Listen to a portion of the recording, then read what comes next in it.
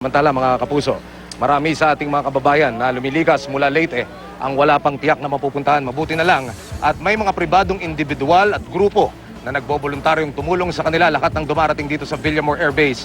Agad sinasailalim sa stress debriefing para maibsan ang dinaranas na trauma. May live report si Tricia Zafra. Tricia.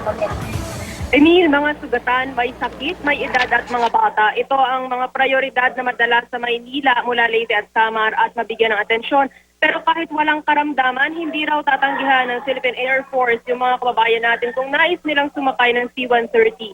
Naasikaso na ngayon ang mga survivors sa Villamor Air Base. Pagkalapag sa Air Base, diretso sila sa holding area para sa stress debriefing para na rin sila ay makapahinga at makakain.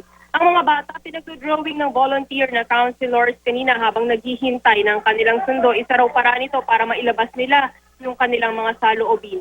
Dito na rin inaalam ng mga volunteer kung saan sila pupunta at paano maaabot ang kanilang mga kaanak dito sa Metro Manila at mga karatig lalawigan. Kanya-kanyang kwento, Emil, ng mapait na karanasan ang mga nakausap natin dito. Pero kahit paano raw napapanatag ang kanilang loob dahil nakaalis sila ng Tacloban.